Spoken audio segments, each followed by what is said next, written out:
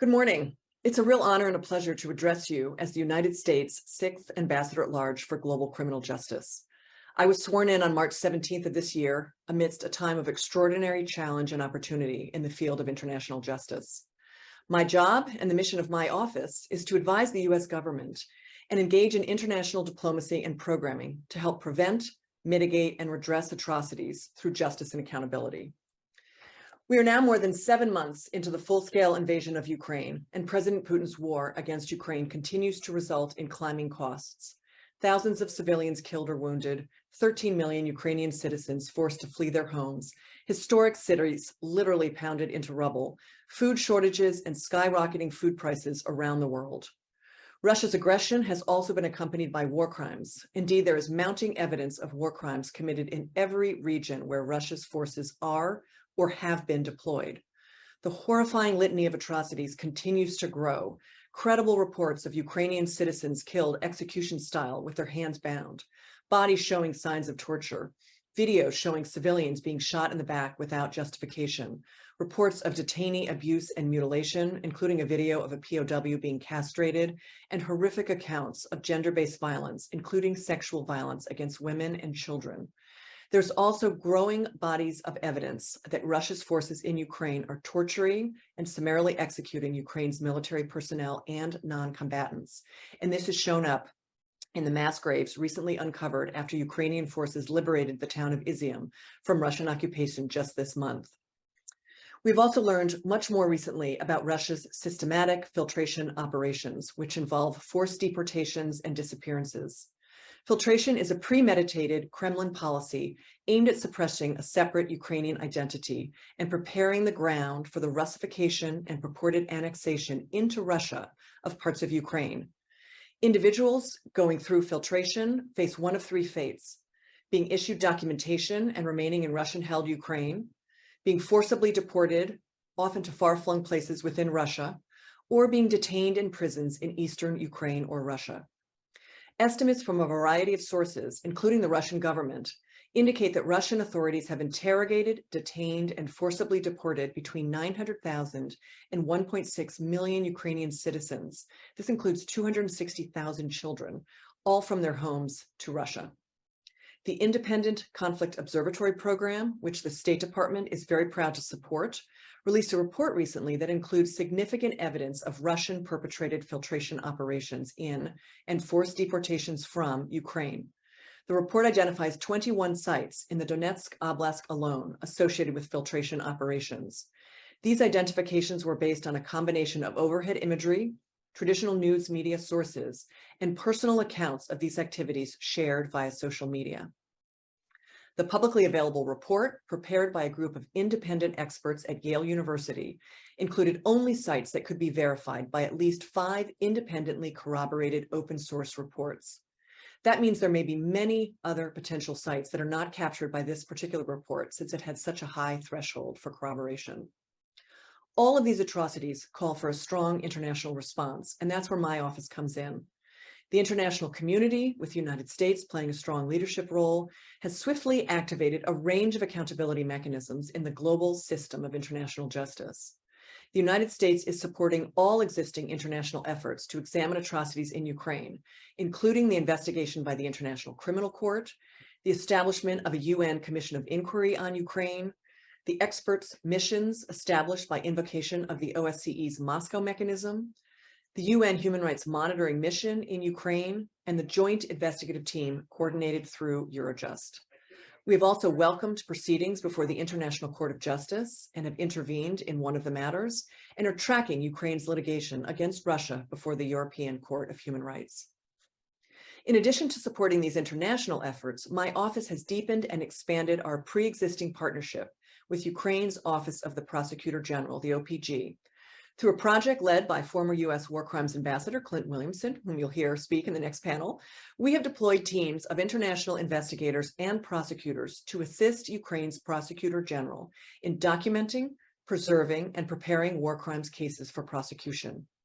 This work is part of a multilateral initiative, the Atrocity Crimes Advisory Group for Ukraine, launched with the European Union and the United Kingdom, to coordinate support and provide strategic advice and operational assistance to the OPG.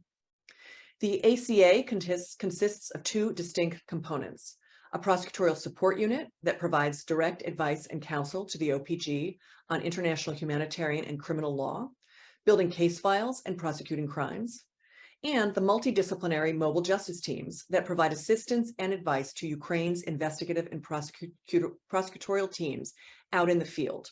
The ACA is designed to ensure that the international community deploys its financial means wisely, avoids duplication of efforts, and recruits the best experts in the world to assist the OPG in its challenging but crucial work as the lead domestic accountability mechanism for grave international crimes being committed within Ukraine.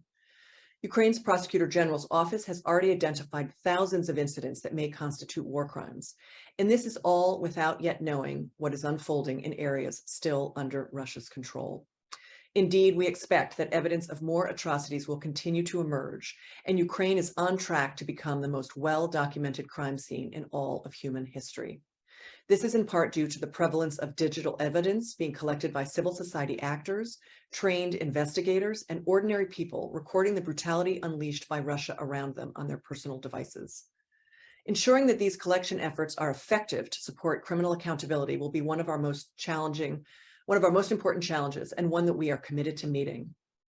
So in conclusion, this is truly a new Nuremberg moment. Just as the Allies at the end of the Second World War advanced the imperative of justice and ushered in a new era of accountability for the worst imaginable crimes, it now falls to us to ensure that those responsible for war crimes and other atrocities in Ukraine are held to account. Thanks so much to the organizers of the McCain Institute for International Leadership for convening such an important gathering and such great expert speakers, and for allowing me to introduce today's exciting program. Next up, you will hear from my predecessor, Ambassador Clint Williamson, and in conversation with a great friend, Dr. Evelyn Farkas, on Clint's amazing work with the Atrocity Crimes Advisory Group. Please enjoy the program, and I wish I could be there with you. Thank you. So a huge thanks to Ambassador Beth von Schaack. We are so honored that we were able to have her participating in our conference and our proceedings today. I would now like to welcome our next distinguished guest, Ambassador Clint Williamson, who was the predecessor, I think once removed perhaps, to Ambassador von Schaack, or twice removed. Okay, so you were also the war crimes prosecutor at large, or if I have the title correct. Ambassador at large. Ambassador at large. Now you are heading into arguably an even greater responsibility because of the spotlight on the war in Russia and Ukraine. Ambassador Williamson has a long, distinguished career. I won't go over your bio, but you served on the International War Crimes Tribunal in The Hague for the former Yugoslavia. Obviously, you've served as a diplomat for the US government. You have deep experience in war crimes and war crimes prosecution. This is really important today, as you know, as we all know, because of what's happening in Ukraine. The Russians launched, first of all, in 2014, an unprecedented invasion into their neighbor, seizing Crimea, and then starting a new war in Donbass. That war has continued over 8 years, but they brought it into a new phase, as we all know, in February of this year, invading over the border, and then launching a war using very publicly human rights violations on a scale that we have not seen, frankly, since the wars in Bosnia. Right. And of course, very different because of the artillery, the types of weapons that the Russians possess. They have been pulverizing towns and cities. Now, we did see this in the 1999 Chechnya war that the Russians waged inside their federation against the Chechens, and successfully, because they decimated their cities as well, managed to quell that independence movement. The situation in Ukraine, of course, garnered world attention. International media was covering it. And so now we're at the point where everyone has been trying to collect information, and many of us and world leaders right now are convening to talk about the fact that we need accountability. In addition to ending the war on the right terms, we also need accountability for these atrocities. And I want to say that, well, I want to draw you out a little bit, because before we get to the actual work you are doing and going to be doing in Ukraine, I want you to talk a little bit about the state of human rights accountability writ large. So you and I both served in Bosnia in the form, or related to, I served in Bosnia in 1996. I was one of the first human rights observers to go in with the Organization on Security and Cooperation in Europe. I went to an exhumation. I remember seeing among the bones, a little parka, a pink parka of a little girl. And fast forward now, these things are still happening. So what have we done wrong? What are the lessons that you take away personally? First of all, thanks for having me here for the conversation today. You know, it's easy when you look at what's happening around the world, and particularly what's going on in Ukraine right now, to be discouraged about where we are with the state of human rights and accountability. Certainly things seem to be headed in the wrong direction in terms of democratization. We were on a very positive trajectory for 25 years after the fall of the Berlin Wall. And you know, it seemed to be the way of the future, but we've seen a lot of backsliding, even in among allies in Europe, and here at home as well in the United States. And so there are issues, of course, that cause great concern there. What's happening in Ukraine right now is horrific. And when the last job that I held in the State Department, I was actually seconded to the European Union as a special prosecutor dealing with unresolved crimes from Kosovo in the 1999 war that fell outside the jurisdiction of the Yugoslavia Tribunal. When I left that job, I never imagined I'd be doing this in Europe again, you know, and here we are. On the flip side, though, I think there is some reason for optimism.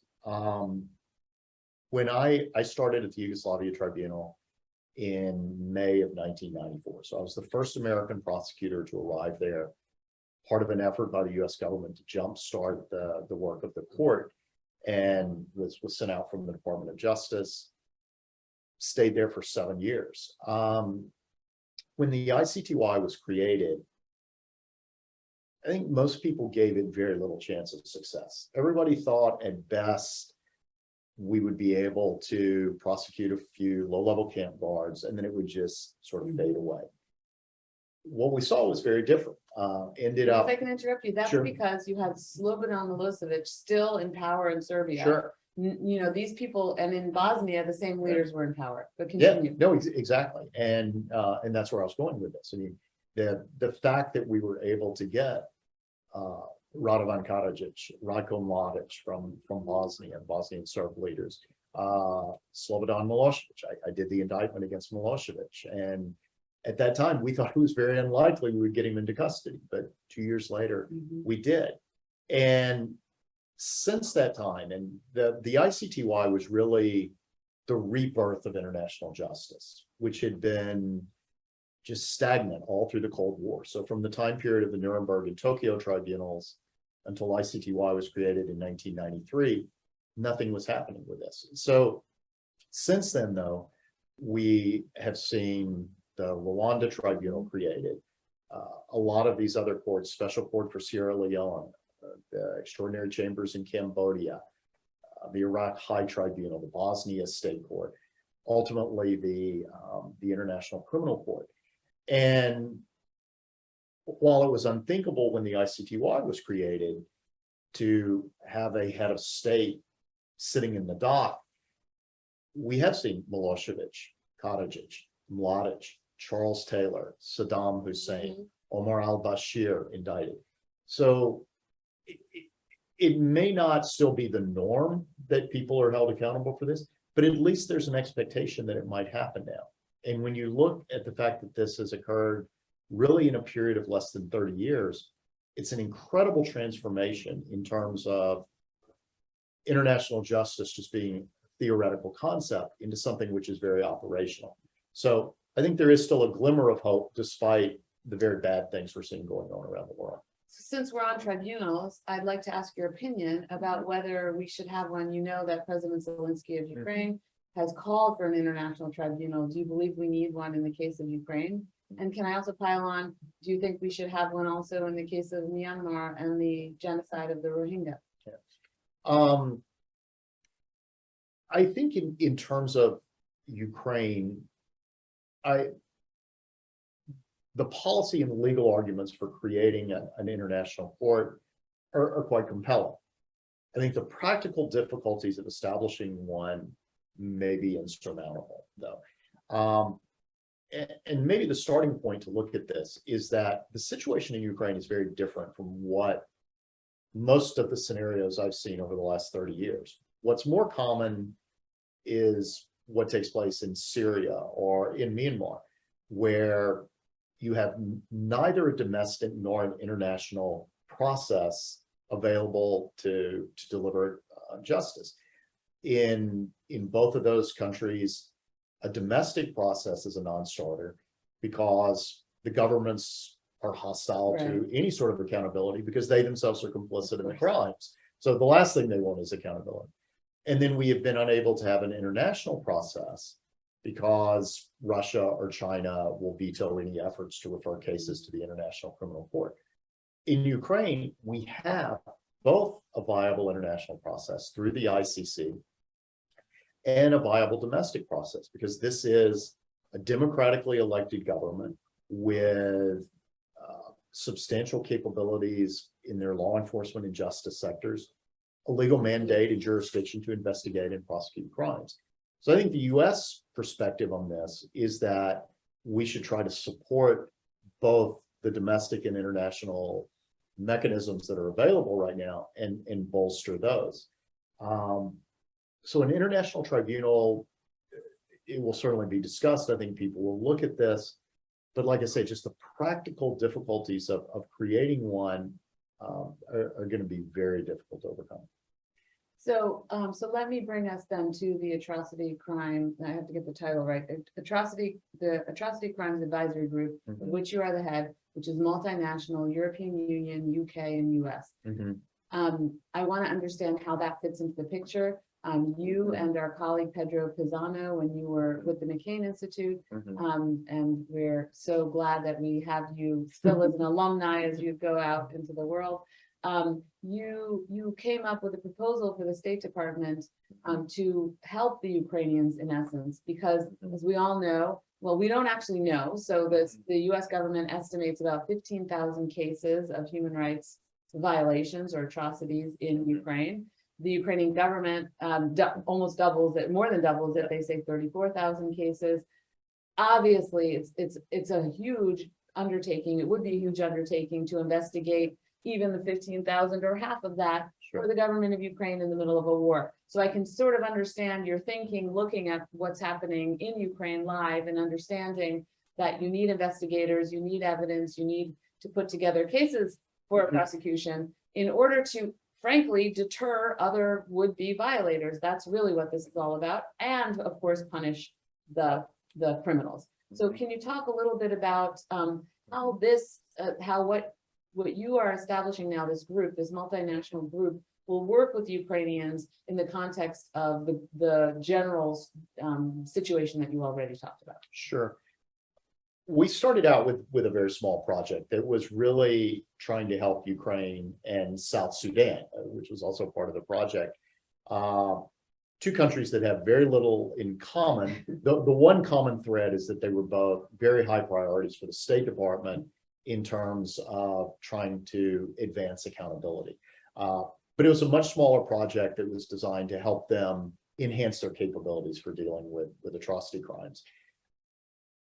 This started in fall of 2021, but for a variety of reasons, we just weren't able to do much work on this by the time the war started or the current invasion took place in Ukraine. And so we were able to use this much smaller project to serve as really a seed for a bigger engagement, larger engagement in Ukraine. We had money that we could use very quickly and turn to a more operational response. So what we're doing now differs pretty significantly from what had originally been envisaged, but it has been reactive to events on the ground, and we've tried to adapt as we went. The funding for that was relatively limited. We've now ended that funding, and we're moving into a second phase, which involves substantially more money through supplemental funding from Congress. But Thank you, Congress. yes, thank you, Congress. Yeah. So under the initial project, I was already working with the Office of the Prosecutor General, which was our main interlocutor in the Ukrainian government. And we were helping them with a number of things, with strategic planning. And in the lead up to the war, starting really in January, we started having more and more discussions about what might happen in the event of a conflict. A new invasion. A new because invasion. Remember, the war Yes. started in Yeah, 2014. and that's exactly what we were dealing with under the Yeah. previous project, was helping them to deal with these war crimes from Donbass Right. going back to Right. 2014, Yeah. and to try to move that process along.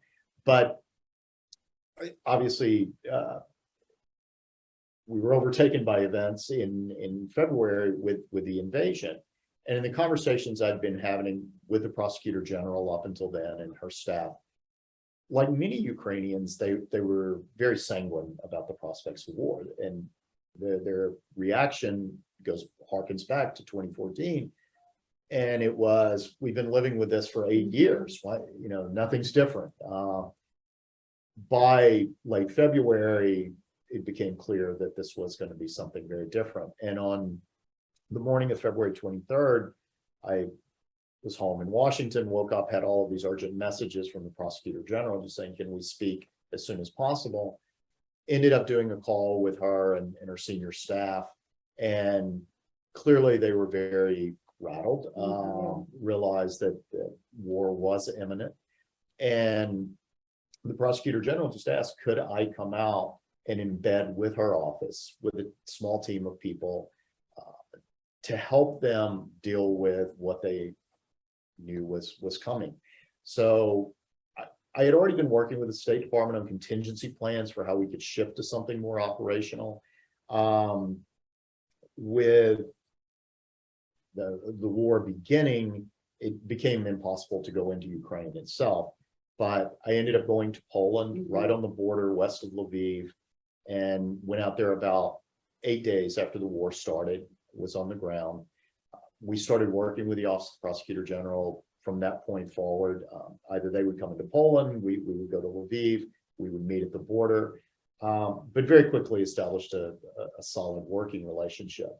So the work that we were doing already at the beginning of March was laying the foundations of what eventually became the Atrocity Crimes Advisory Group. So we had a number of experts that started working with them, people, many of my former colleagues from international tribunals who had dealt with these investigations and prosecutions, who could provide real-time advice and support to the Prosecutor General as they were dealing with this. And we have just continued doing that since then, rotating people in and out in Poland. And then when the situation allowed, we moved into Ukraine itself in early June. Okay, so help us understand a little bit more in a granular level, sort of what you and your fellow advisors are doing. So we have 2014, the annexation of Crimea. There were crimes that were certainly committed. There are certainly human rights violations. Yep. Then Donbass, there have been human rights violations and atrocities committed there, torture, et cetera, from 2014 on. Now in this new phase, of course, we have the pulverization of civilian buildings, something we also, of course, saw in Syria and Chechnya, as I mentioned. We have rapes of hundreds of women documented. We have abductions of Russians of Ukrainians and movement of them to Russia. So abductions and forced migration to Russia of hundreds of thousands of Ukrainian citizens, including children, some of whom have been forced also into adoption by Russian families.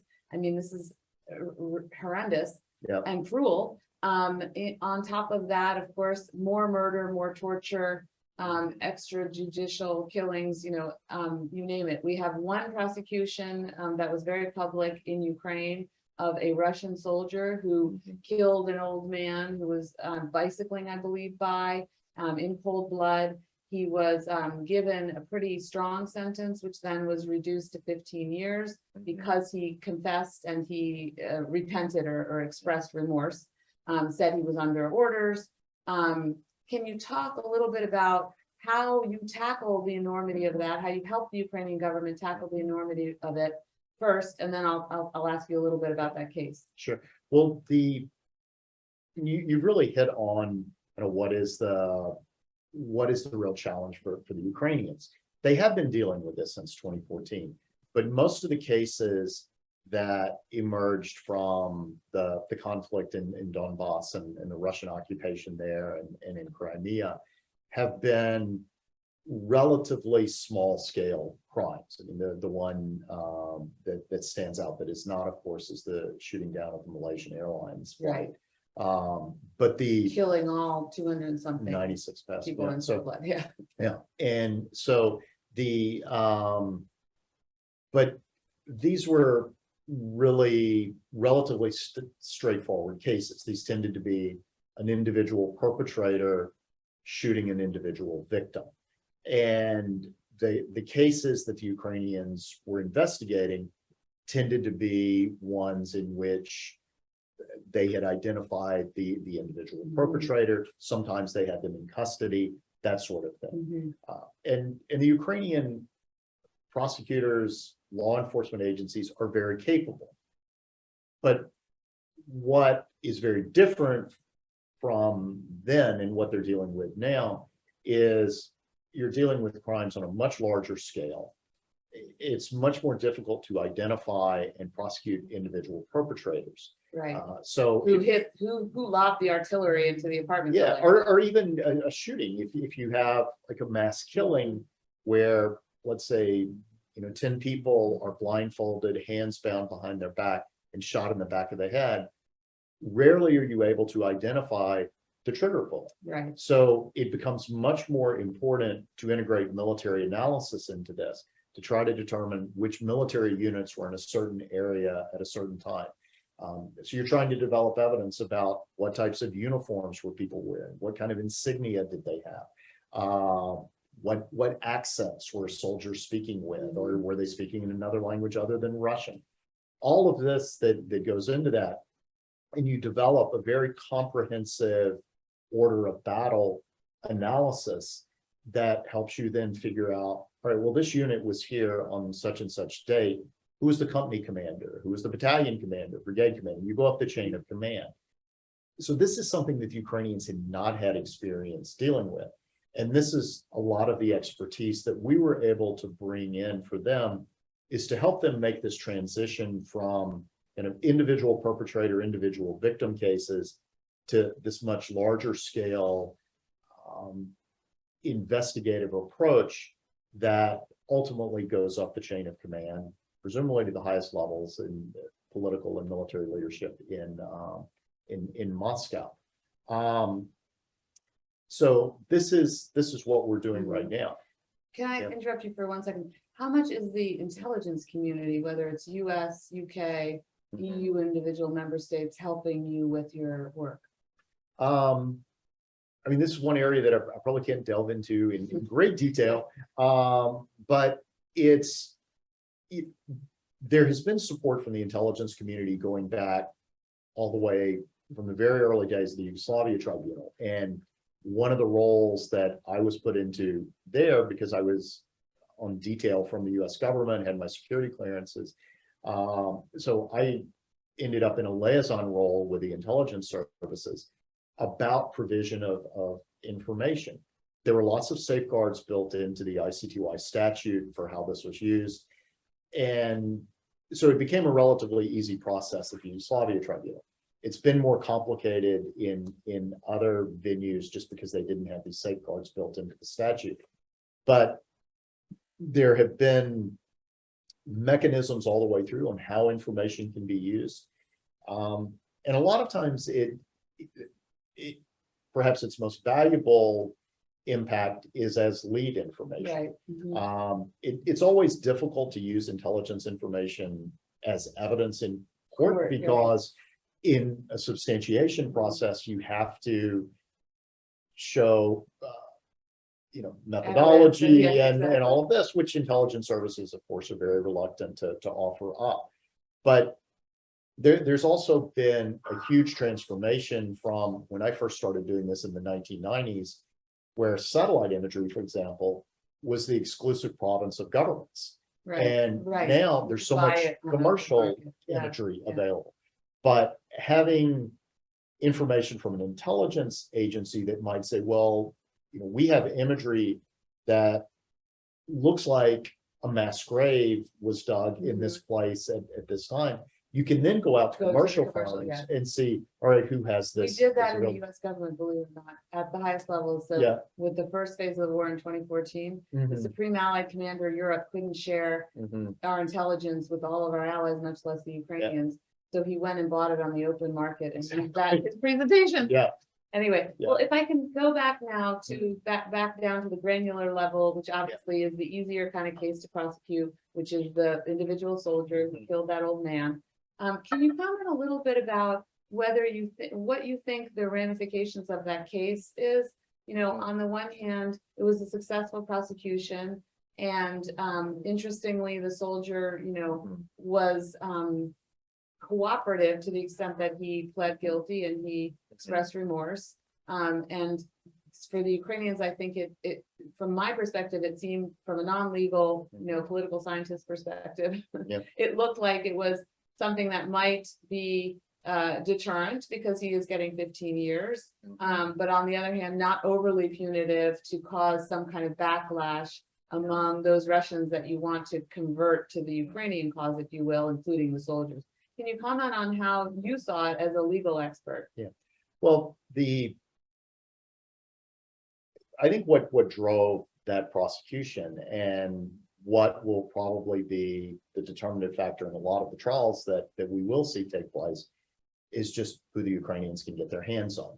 Right. And so the only individuals that they have been able to physically put on trial are those that have been captured as prisoners of war, Right. and who they have then determined were culpable of some sort of crimes.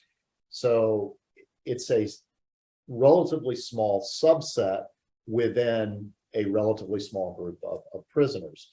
And this individual was determined to have shot an innocent civilian, an elderly man, as he was on the side of the road, and was prosecuted. The initial sentence, if I recall correctly, was life imprisonment. Yeah. And then an appellate court reduced that. I think in large part, it was because of what they're now confronting, and the scale of crimes with which they have to deal.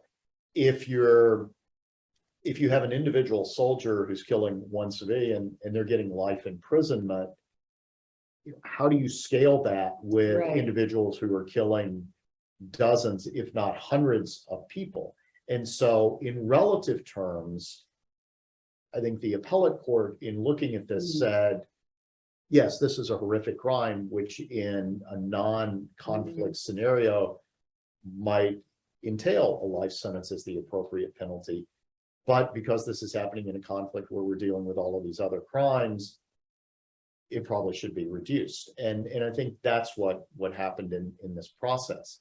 But this is going to be the big challenge. The Ukrainians are building cases against more senior figures. They're able to take these cases up the chain of command. We're helping with this. But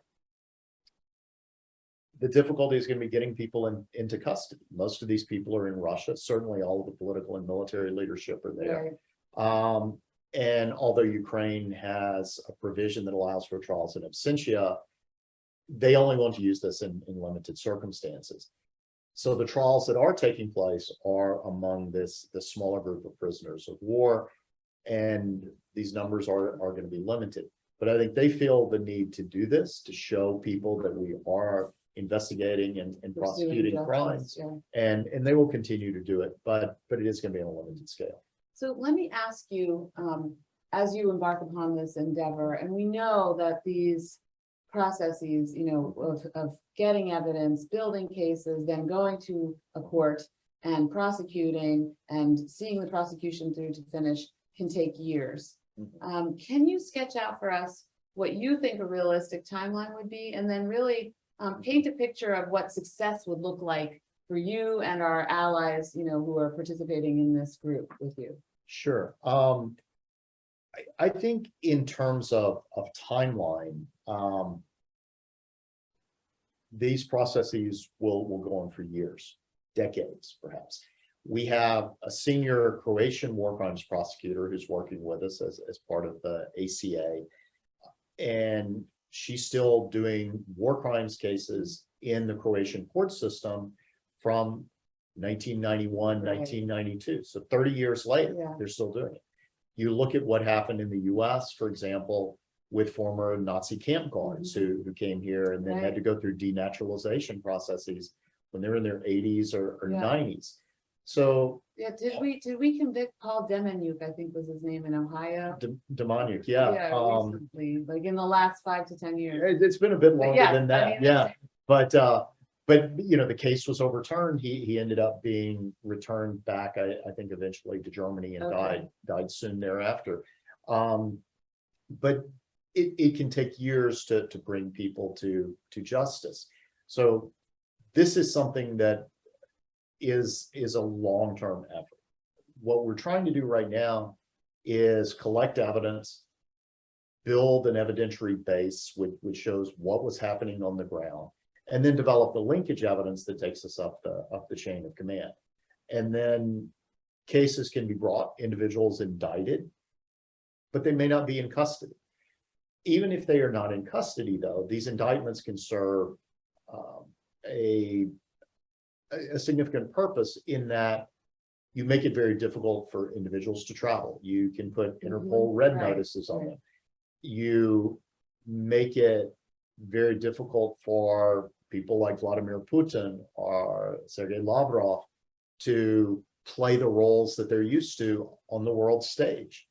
It's difficult for them to engage in So let me interrupt international you right worker there. travel. Yeah. Are you going to investigate Vladimir Putin and Sergei Lavrov? Well, this is something that the Ukrainian authorities will do. So we're Right, not you are supporting them, exercising, yeah, okay. we're not exercising any kind of executive law enforcement functions. We're helping them with whatever they're doing.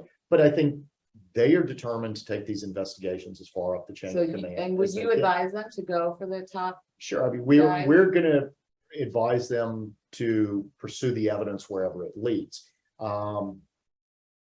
Spoken like a true lawyer. Yeah, the likelihood, though, is that a lot of those cases at the highest levels may well be dealt with by the International Criminal Court. So we'll have to see what the division of labor is between the ICC and Ukrainian authorities, but they're going to continue developing these cases, filing indictments where they can, and then, as I said, there are these follow-on effects which make it difficult for people to travel. They're just not able to live their lives in the way that they're used to doing it. And it also bolsters the case for sanctions. So if you have, for maintaining sanctions Right. against individuals, if you have someone that's been indicted by the ICC or by Ukrainian courts for crimes against humanity, it enhances the arguments that are being made to maintain sanctions or some other constraints on these people. And before you get an indictment, will you be sharing information with, for example, colleagues at the Treasury Department who are in charge of international sanctions on, as you have evidence, but it's not at the prosecution level, your case is not ready, but you have sufficient evidence for Treasury, given what they require, which is not an airtight legal case. Sure. Do you have a mechanism for exchanging that or passing that information along? These are the types of things that we're still working through Right. to try to get that type of dialogue going, not only with the US, but with the UK, with EU counterpart governments. And this is just stepping back a little bit. New program. This is a endeavor. new way of doing this. Yeah. And you have what started out as a grant-funded project through the State Department, which has become now a joint endeavor of all of these governments, and was officially rolled out by Secretary of State Blinken and his EU and UK counterparts in May, saying this is the official transatlantic community approach to supporting the Ukrainians in their investigation and prosecution of atrocity crimes. So it's a new model, and we're trying to find the best ways to make this effective, to bring in government resources, non-governmental resources, and engage with the Ukrainian authorities and tie all of this together. But it is a bit of a work in progress. And it's being paid for by the governments in question. That's correct. Are you open to having other governments join, say, like Japan, South Korea? Absolutely. I think the broader this international effort becomes, the better. When I went out in this initial deployment the week after the war started, I went with a multinational team. So I had a Canadian, Portuguese, 2 Americans as part of our initial core group. And since then, we brought in a lot of other people from a variety of countries, but most have been from the EU, UK, Canada, and the US. But this was all funded by the US initially. Then the UK very quickly decided that they would like to support this in an official way, became a joint project. Shortly before it was rolled out by foreign ministers, the UK joined. And so we're certainly open to having other governments engage, and I think it's beneficial to do that. Canada too, I would think. They have such a large Canadian population. Yeah, I mean, the Canadians initially started talking about this, but shifted more to doing other things, but we still have a lot of Canadians involved, and we may see a bit of a change in their official policy on that as well. Well, so we're nearing the end of our time together. I want to give you the last word and maybe draw you out a little bit personally.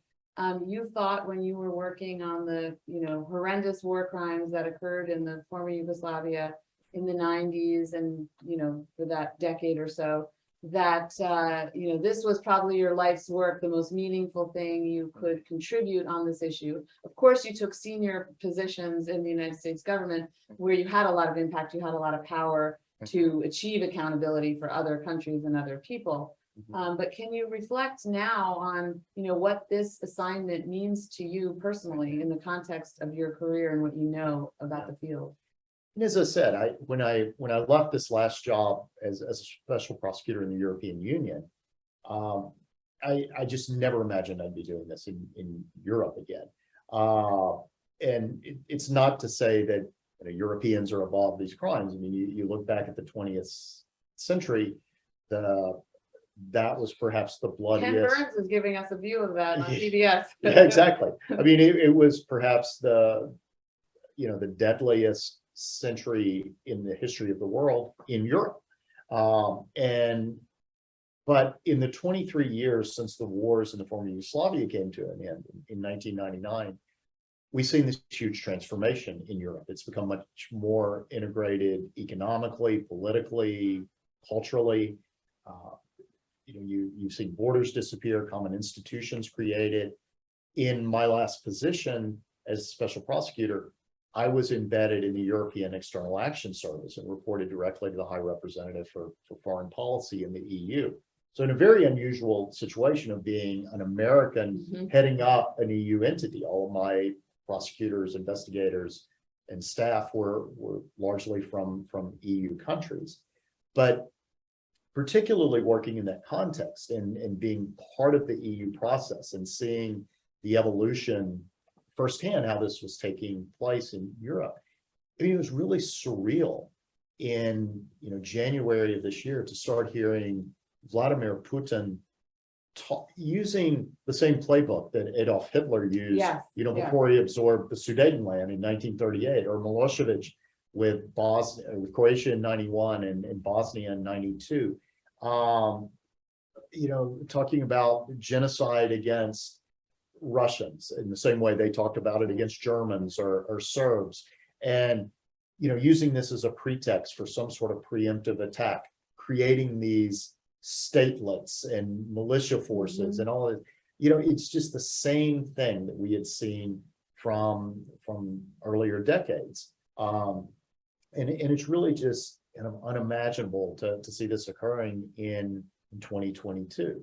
But what really struck me about this conflict, when I went out the first week after the war started, we were on the border with Poland, and the Poles did a phenomenal job of taking in refugees from Ukraine, absorbing them into society. It is amazing. They're still doing it. Still doing. And, I've been in a lot of these scenarios around the world, in sub-Saharan Africa, in Asia, on borders where refugees are coming out of a war zone. And it didn't look like that in Poland, because they were doing just such a great job of moving taking them people, on, not moving them keeping on, them in tent cities. and finding places Right. for them to go. But it was still very striking when you would be at the border, particularly because Ukraine was having men between 18 and 60 remain in the country.